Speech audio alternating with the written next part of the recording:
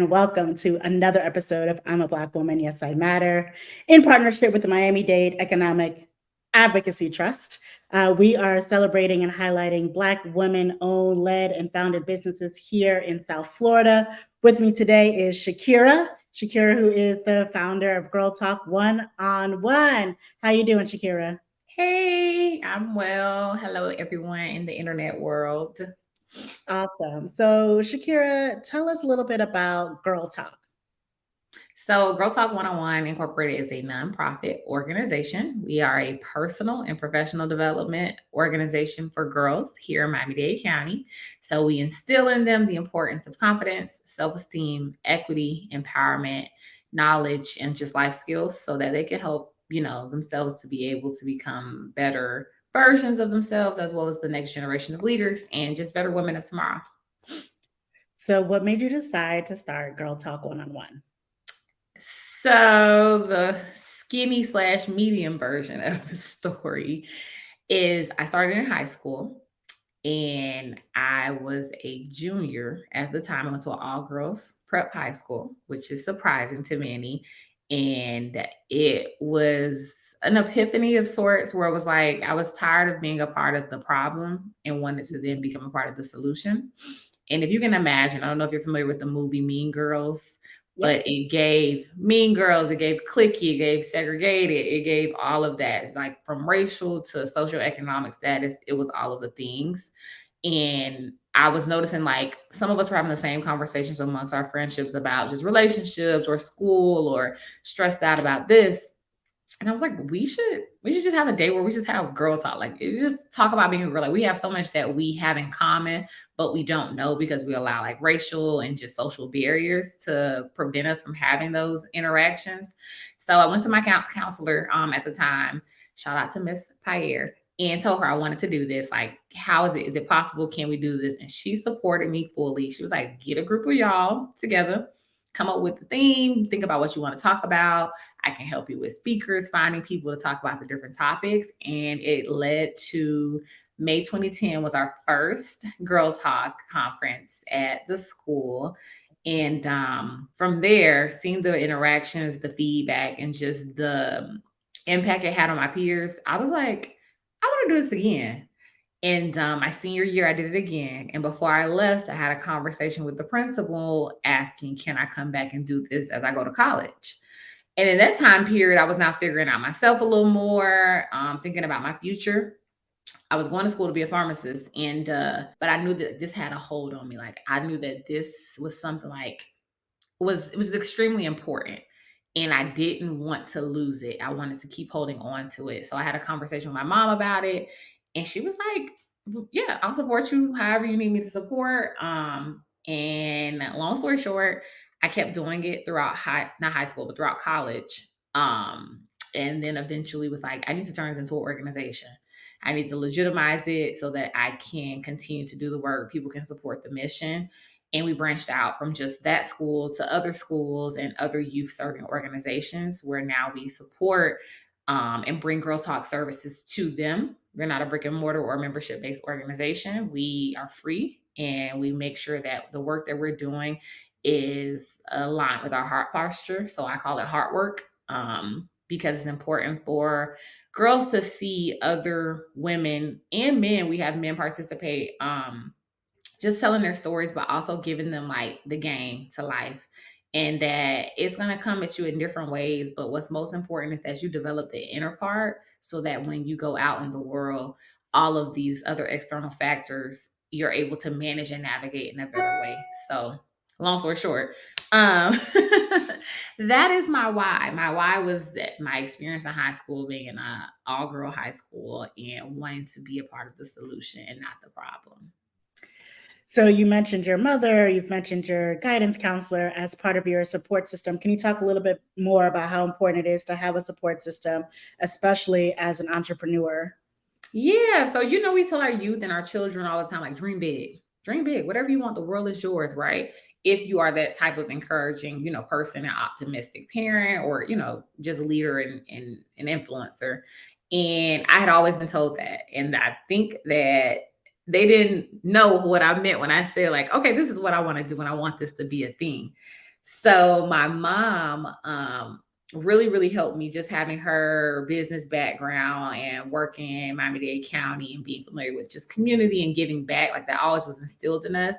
But like me wanting to legitimize it and like follow with the state, come up with the name, like, all of that part, I really leaned on her because as a young adult, I didn't know anything about that. I just knew like I need to do this and I need to keep doing it. And the word that I constantly tell people all the time is like generations. Like Mm.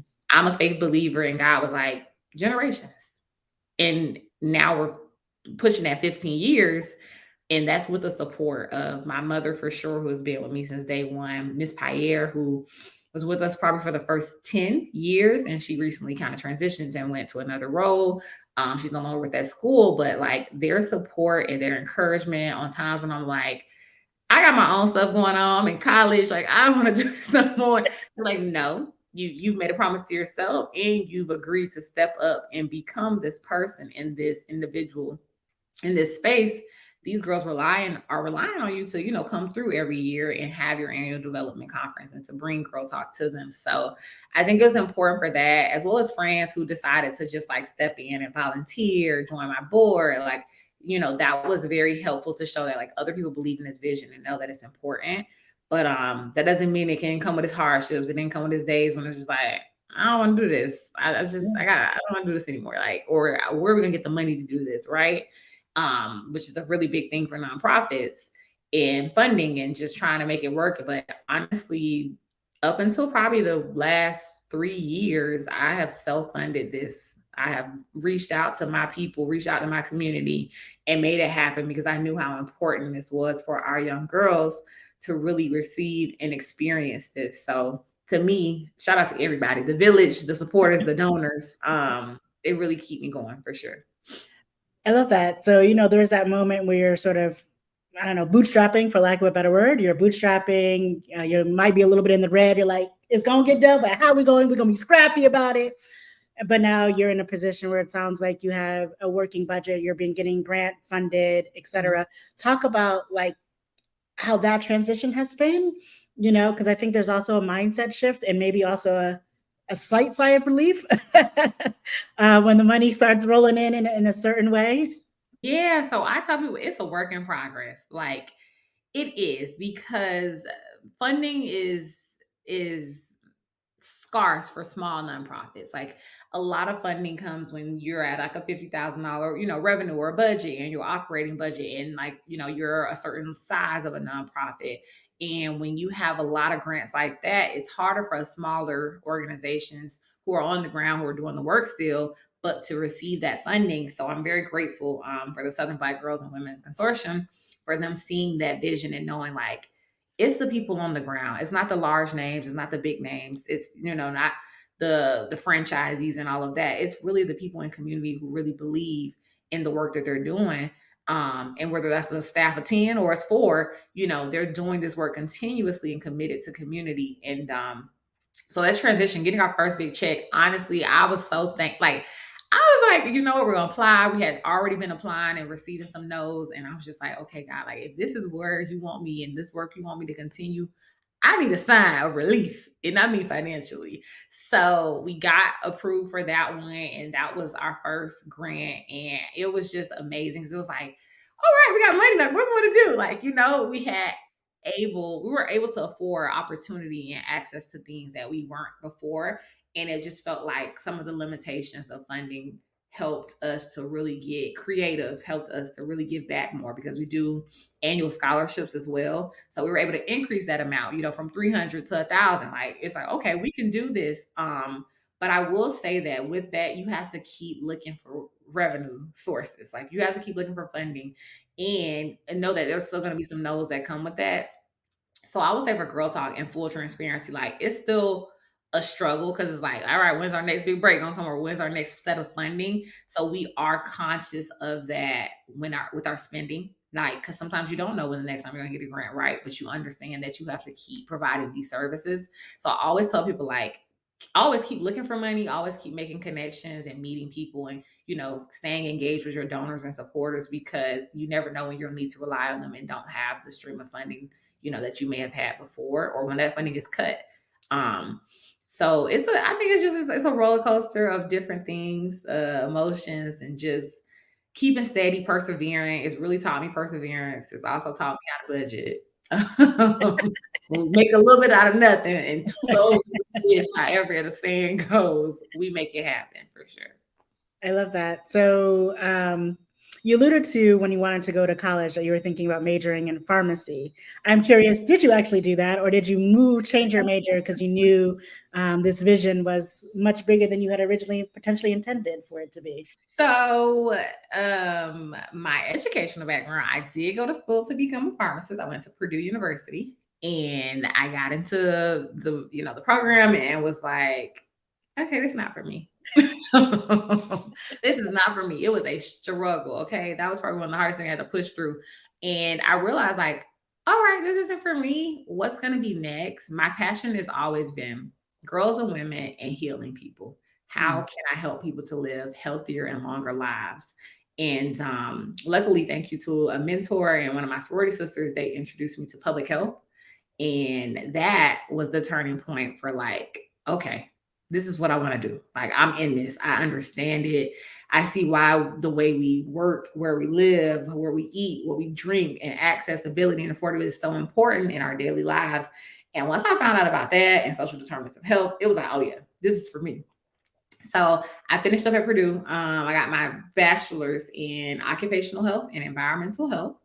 And then I went on to University of South Florida to get my master's in public health. And then from there, I worked in the HIV sexual health world. Mm. And then as of recently, I just finished up on a contract with the Centers for Disease Control and Prevention. So CDC, as you all know, wash your hands, COVID, however you know them. Yes, so I just finished up working in heart disease and stroke prevention. And right now I'm looking for something new and just staying in the public health field because I understand the impact it has on our daily living and the longevity of our lives. And of course, just the inequities that affect specifically people of color and wanting to be a part of the solution and not the problem and educating us. So, however, when I can twist and combine the two, the girls and women and the public health, I'm in perfect harmony. Like that's me. That's definitely me. I'm glad you said that because I was going to ask. So, how do you see those two meeting, and how does it show up maybe in the program? So we have a series called our Girl Talk Care series. So that's a virtual series of events that we do sometimes every other month.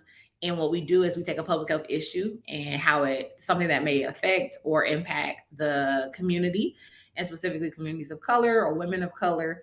And we bring in subject matter experts to be on a panel and have a discussion about whatever it is so that we can educate our community. So this is open to girls, women, whoever, through the Zoom platform so that it has accessibility if you're not local or however.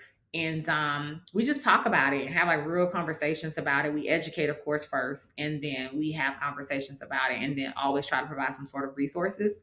So we actually have one coming up Wednesday that is about National Black Business Month. So, and highlighting just Black women locally who are here in businesses similar to this conversation, actually. So we're doing that, but we've done things from breast cancer to mental health. Recently, also was one we did in May, I believe so. Regular mental health, just specifically in the Black community, and how that intertwines with faith and how you show up. So we've done that. Philanthropy, giving back, the importance of giving back specifically to our communities and not leaving them behind. Um, Teen dating violence as well. So we just try to find things that really impact the people that we serve, and that we're connected to so that we can educate and empower. I love that. I mean, those kinds of safe spaces are needed, and you need to have those types of conversations, not just from an educational perspective, but for the young girls to be able to say, like, this is happening to me, or I'm concerned, or I'm confused about what's going on. And just a safe space to be able to do that really helps, right? Them feel comfortable and for them to hopefully make some decisions that are positive in their life that include making sure that they have, just a positive impact with themselves, that they feel good, that they have good self-esteem, et cetera. So I want to talk about that for a little bit because I think I remember as a teenager, and I feel like teenagers are still going through this. There's just so much that happens in social media, that happens in the media that can help drive the negative thoughts in your head about Mhm. how you look, what you're feeling, how people perceive you, how you perceive yourself. Can you just talk a little bit about maybe some of the work that you guys do from just an internal self-esteem perspective? So as I said earlier, self-esteem is one of our core values and confidence. So like that was really the the beginning for us. Like it was important that me and my peers felt like we can talk about like what does it mean to be confident? Like how do I build my self-esteem so that I can handle these issues, or how I show up, or how I show up in friendships or relationships, or who and how I allow people to treat me, right?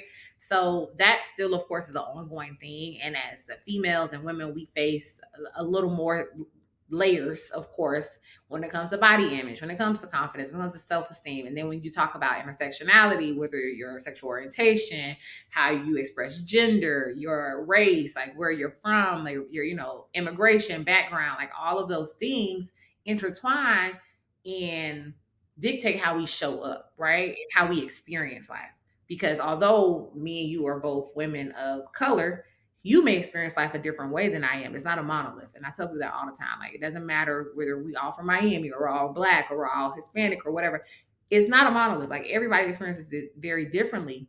So that's why we really emphasize the importance of doing the internal work, because you got to know who you are, what you stand for, and what you believe, because it's really going to show and how you show up and how you interact with people, right? So some of the things that we do to combat that is at our annual development conference, we have a self-reflection activity that we do amongst the girls, and it's by grade level so that they're amongst their peers who they interact with all day every day during the school year. And the importance of that is that we kind of go through some different statements and scenarios to show that we are all experiencing some of the same things, and then we're also all experiencing some of the very different things, and just to highlight those different things and have conversations amongst themselves about, well, how does it make you feel when a person says that to you? Or how does it make you feel when somebody asks about, like, oh, how did you get your hair like that, right?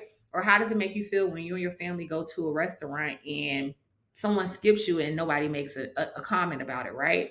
And we really have those conversations to kind of dig a little deeper beyond the surface, and to talk about like how it is important to give grace, and also understanding that like you don't know what people are going through, and you don't know how people are being treated and all of the different things, right? So it's important that we give grace, but also understand like we share some of the same things. Being a woman, having a cycle, like, there's also some commonalities that we can become a little more unified about, and that it's room for everybody at the table. Like, we can extend the table as long as we want to, right? It's so important that, I think young girls specifically, when we're talking about confidence and self-esteem, you're not hating on the next girl, or you're not feeling inferior about what she may have, or who she knows, or who's talking to her, right? It's important that you stay in your lane, but also know like, although I stay in my lane, it's room for all of us at the table. How I show up, or what I have, or how I look shouldn't impact you in a way to where you have to feel negatively about yourself or negatively about me. We can both exist, we can coexist, right? And we can even collaborate and empower one another, right? You may wear your hair a certain way. I'm like, damn, I wish I could wear my hair like that, right? And maybe my hair just doesn't do what it does. And I can still be like, I love your hair. Like, I love the way you able to wear your hair. Like, I know I can't, but I love that. And like really learning the importance of like complimenting, supporting, and encouraging one another. Because even as adult women, we got to do better about it. We got to do better about it. Yeah, it's so true. And I love when I walk into a space and like the women are just complimentary with one another. Like, girl, I love that dress. Girl, that hair is looking great. That bird, oh, look at those shoes. But Mhm. shoe. You're like, yes. And then it Yes. brings a whole nother energy of camaraderie and Hmm. positivity and joy into Yeah. the space. So I love that you are helping the young girls think about that at a younger age. I think that our generation maybe came into that fruition now as adults, to your point. Like, we're starting to think about, oh, we have to be much more complimentary. We have to really support each other through this journey of life as we're out here. Because listen, life's not easy. And It's isn't it great not to have a beautiful support system? Doesn't mean you have to be creatively. everybody's best friend, but we can support another human being in this space, which is beautiful. Yeah. I know we're like kind of coming up on time, but I have a couple more questions. I'm gonna keep Uh, it short.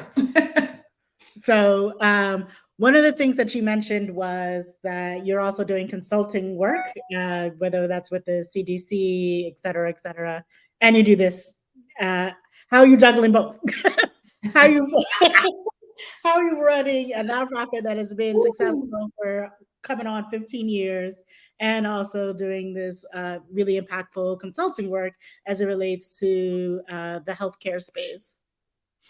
So to me, it's like I said, these both are my passions. So it's like I want to remain in public health. I want to do like that's my career until maybe I venture into this full time. Like at a point of funding, we could do that, right? I'm not opposed to it, but I know that it's something I'm very passionate about and can also still impact community in that way, one way or another. Balance, it's hard, especially when you're talking about a full-time job. I work 9 to 5, whatever at the time. You're talking about giving 20, 15, 20 hours to this a week sometimes, depending on if it's our busy season or if it's not busy, then it's like, okay, 5 hours. You're talking about family still requiring me, friendships still requiring me, self-care still being needed to happen. Like you're being pulled in, as women, specifically Black women. We think we can do it all. We just think when we ready, we just think we can do it all. And that is possible. But we also have to be very mindful of burnout, of self-care, and balance. Yeah. So I always tell myself, like, when I feel myself getting anxious and I may feel like I'm just easily irritable and stuff like that, I do some self reflection or I talk to my therapist because I believe in therapy as well. And I'm like, okay, do I need to take a step back? Do I need a moment or do I just need a day where it's like, let's just reset? So I'm very mindful, like listening to my body and listening to like my emotional awareness and intelligence of Mm. how I'm interacting with people. Like, am I like, I really don't want to be bothered, but I'm just pushing through? Or am I like, okay, like I'm energized, like what does it look like? And just being cognizant because I know who I am and how I am. And then just what comes with the ebbs and flows of that. So I try to do some self-care for sure, always. Like that's mandatory for me. Like big on girl, take care of you. Like, yes, you can do your best to try to take care of everybody else, but you got to take care of you. You can't pour from an empty cup. And what does that look like? Even if it's just, I need a mani pedi, or I need to just take myself to lunch, or I want to sit and binge watch TV and take a nap. It comes in different forms. Or I need to work out today, like because I haven't worked out in a while and I'm not feeling myself. So being conscious of that is very important to me, and staying consistent in the work because I know if I don't do the work, anybody else gonna do it, right? So I have to keep myself motivated in that one of those days when it's like, do we gotta do a conference this year? Like, can we I don't want to be bothered with this. Like, it's just too much, right? But really just keeping my like, you've been given this vision, this purpose, and we're gonna see it through. That's right. Mm-hmm. I love that. Shakira, thank you so much for being on the show. How can people stay in contact with you? Yeah, so you all can go to our website, www.girltalk1on1.org, our Instagram, GirlTalk1on1MIA. We're also on Facebook if you look up Girl Talk Inc. And we also have no, I think those are the three things actually. Those are the three ways to contact us. But stay in touch. We're always looking for volunteers. We're always looking for donors and supporters. We're also looking to collaborate with other youth serving organizations. So hit us up and thank you.